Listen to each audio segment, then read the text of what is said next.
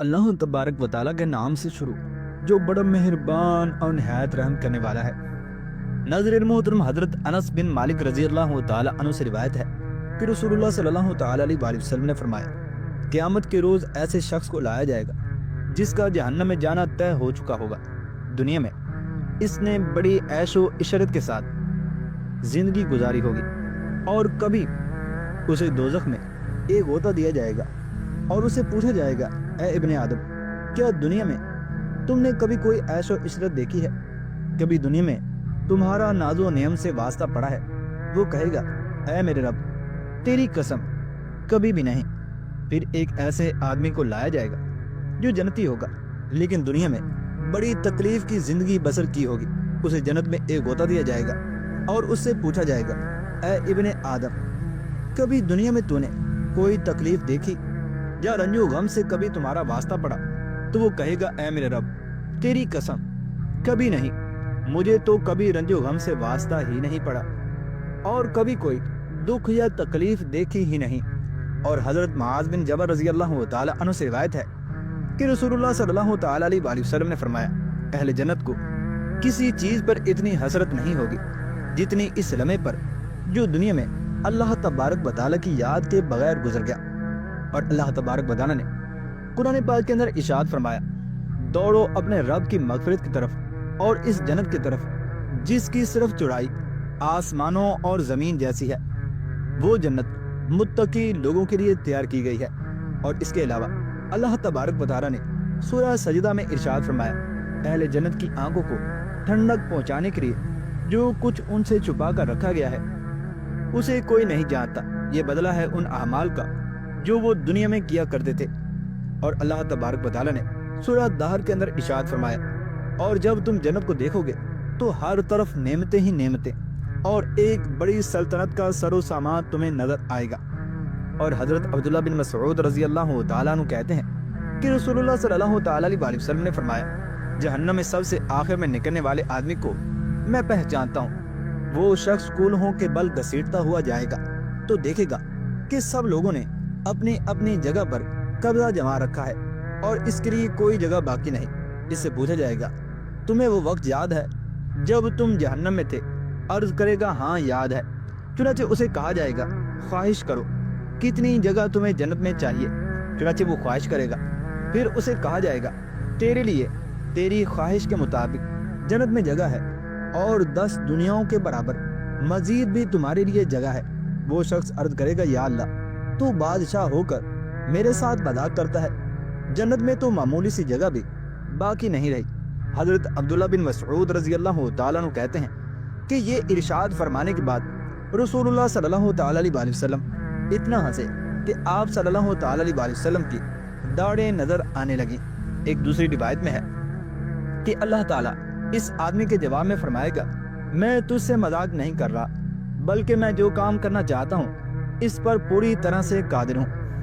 और हजरत अनस रजी अल्लाह तआला अन्हु कहते हैं कि रसूलुल्लाह सल्लल्लाहु तआला अलैहि वसल्लम ने फरमाया, जन्नत में जितनी जगह अल्लाह चाहेगा खाली रह जाएगी। फिर अल्लाह तबारक व तआला इसके लिए दूसरी मखलूक को पैदा फरमाएगा जिससे चाहेगा। और अल्लाह तबारक व तआला ने सूरह ज़ुमर के अंदर इरशाद फरमाया, मुत्तकी लोगों को गुरो दर गुरो उस जन्नत की तरफ ले जाया जाएगा, यहाँ तक कि जब वो वहाँ पहुँचेंगे तो जन्नत के दरवाजे खोले जा चुके होंगे। जन्नत के खाजिन फरिश्ते यानी उनसे कहेंगे, सलाम हो तुम पर, बहुत अच्छे रहे, दाखिल हो जाओ इस जन्नत में हमेशा हमेशा के लिए। और हजरत अनस बिन मालिक रजी अल्लाह तआला अन्हु कहते हैं कि रसूलुल्लाह सल्लल्लाहु तआला अलैहि वसल्लम ने इरशाद फरमाया, क़यामत के रोज़ मैं सबसे पहले जन्नत के दरवाजे पर आऊँगा और दरवाज़ा खुलवाऊँगा।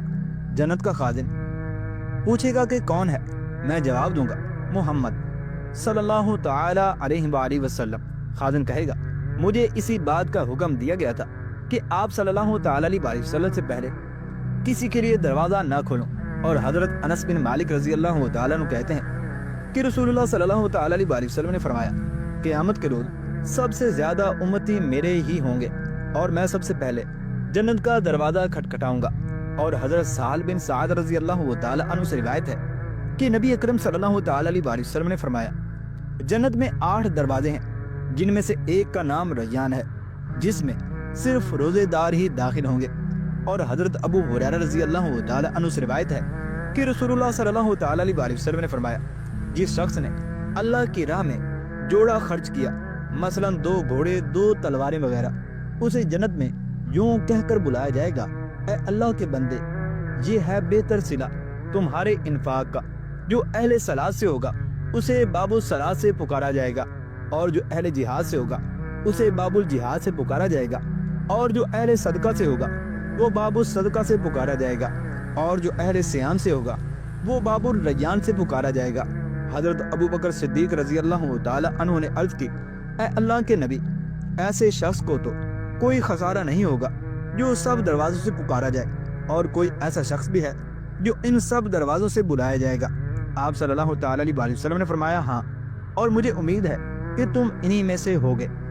اور حضرت ابو ہریرہ رضی اللہ تعالی عنہ سے حدیث شفاعت میں روایت ہے کہ رسول اکرم صلی اللہ تعالی علیہ وسلم کی سفارش کے بعد اللہ تبارک و تعالی ارشاد فرمائے گا، اے محمد صلی اللہ تعالی علیہ وسلم، اپنی امت کے ان لوگوں کو باب ایمن سے جنت میں داخل کرو جن پر کوئی حساب و کتاب نہیں، اور وہ جنت کے دوسرے دروازوں میں سے داخل ہونے والے لوگوں کے ساتھ بھی شریک ہیں، یعنی اگر کسی دوسرے دروازے سے داخل ہونا چاہیں تو ہو سکتے ہیں۔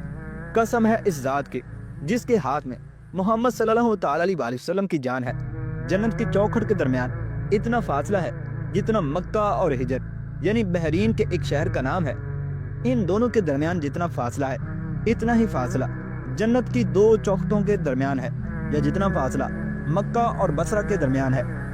اور حضرت سہل بن سعد رضی اللہ تعالی عنہ سے روایت ہے کہ رسول اللہ صلی اللہ تعالی علیہ وسلم نے ارشاد فرمایا، میری امت کے 70,000 افراد یا 7 لاکھ، ابو حازم کو یاد نہیں رہا کہ 70,000 یا 7 لاکھ افراد اس طرح جنت میں داخل ہوں گے کہ ایک دوسرے کا ہاتھ پکڑے ہوئے ہوں گے، ان میں سے کوئی بھی اس وقت تک جنت میں داخل نہیں ہوگا جب تک آخری آدمی داخل نہ ہو جائے، یعنی سارے بیک وقت داخل ہوں گے۔ ان جنتیوں کے چہرے 14ویں رات کے چاند کی طرح چمک رہے ہوں گے۔ اور حضرت عمر بن خطاب رضی اللہ تعالیٰ عنہ کہتے ہیں کہ رسول اللہ صلی اللہ تعالیٰ علیہ وسلم نے فرمایا، تم میں سے جو شخص اچھی طرح سے وضو کرے پھر کہے اشہد ان لا الہ الا اللہ وان محمدن عبدہ ورسولہ، اس کے لیے جنت کے 8 دروازے کھول دیے جاتے ہیں جس سے چاہے داخل ہو جائے۔ اور حضرت ابو ہریرہ رضی اللہ تعالی عنہ سے روایت ہے کہ رسول اللہ صلی اللہ تعالی علیہ وسلم نے فرمایا، جو عورت 5 نمازیں ادا کرے، رمضان کے روزے رکھے، اپنی شرمگاہ کی حفاظت کرے اور اپنے شوہر کی فرما برداری کرے، اسے قیامت کے روز کہا جائے گا جنت کے 8 دروازوں میں سے جس سے چاہو داخل ہو جاؤ۔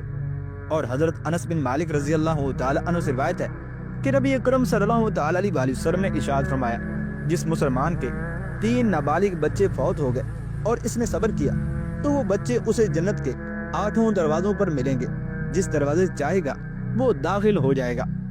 اور حضرت ابو ہریرہ رضی اللہ تعالی عنہ سے روایت ہے کہ رسول اللہ صلی اللہ تعالی علیہ وسلم نے ارشاد فرمایا، جنت کے دروازے سوموار اور جمعرات کو کھولے جاتے ہیں، اور ہر اس شخص کو بخش دیا جاتا ہے جو اللہ تبارک و تعالیٰ سے شرک نہ کرتا ہو، سوائے اس آدمی کے جو کسی دوسرے بھائی کے ساتھ کینہ رکھتا ہو۔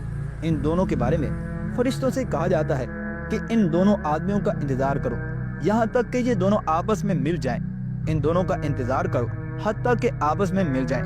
اور حضرت ابو ہریرہ رضی اللہ تعالی عنہ سے روایت ہے کہ رسول اللہ صلی اللہ تعالی علیہ وسلم نے فرمایا، جب رمضان آتا ہے تو آسمان کے دروازے کھول دیے جاتے ہیں، جہنم کے دروازے بند کر دیے جاتے ہیں اور شیاطین جکڑ دیے جاتے ہیں۔ اور اللہ تبارک و تعالی نے سورہ زمر کے اندر ارشاد فرمایا، جو لوگ اپنے رب سے ڈر کر رہے ان کے لیے بلند عمارتیں منزل ب منزل بنی ہوئی ہیں جن کے نیچے نہریں بہ رہی ہیں۔ یہ اللہ تبارک و تعالی کا وعدہ ہے، اور اللہ تبارک و تعالی اپنے وعدے کی کبھی بھی خلاف ورزی نہیں کرتا۔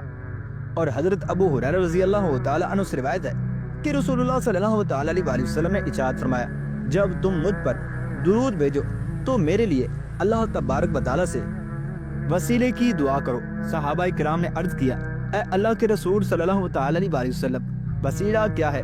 آپ صلی اللہ تعالی علیہ وسلم نے ارشاد فرمایا، جنت میں اعلیٰ ترین درجہ ہے جو صرف ایک آدمی کو حاصل ہوگا، اور میں امید کرتا ہوں کہ وہ میں ہی ہوں گا۔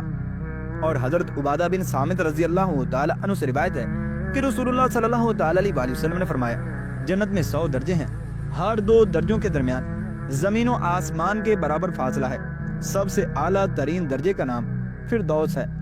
فردوس سے جنت کی 4 نہریں سیحان، جیحان، فرات اور نیل جاری ہوتی ہیں۔ فردوس کے اوپر اللہ تبارک و تعالیٰ کا عرش ہے۔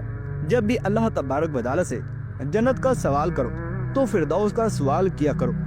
اور حضرت ابو سعید خدری رضی اللہ تعالیٰ عنہ سے روایت ہے کہ رسول اللہ صلی اللہ تعالیٰ علیہ وسلم نے ارشاد فرمایا جنتی لوگ اپنے اوپر والے محلات کے جنتیوں کو دیکھیں گے تو ایسا محسوس کریں گے جیسا کہ دور آسمان کے مشرقی یا مغربی کنارے پر کوئی تارا چمک رہا ہے۔ اتنا فاصلہ جنتیوں کے باہمی درجات کے فرق کی وجہ سے ہوگا۔ صحابہ کرام علیہم رضوان نے عرض کیا اے اللہ کے رسول صلی اللہ تعالیٰ علیہ وسلم، اس بلند مقام پر انبیاء کے علاوہ کون پہنچے گا؟ آپ صلی اللہ تعالیٰ علیہ وسلم نے ارشاد فرمایا کیوں نہیں پہنچے گا؟ قسم ہے اس ذات کی جس کے ہاتھ میں میری جان ہے، وہ لوگ جو ان درجوں میں ہوں گے جو اللہ پر ایمان لائے اور رسولوں کی تصدیق کی۔ اللہ تبارک و تعالیٰ سے دعا ہے کہ اللہ تبارک و تعالیٰ ہمیں بھی جنت کے اندر بلا حساب و کتاب داخل ہونے کی توفیق عطا فرمائے، آمین یا رب العالمین۔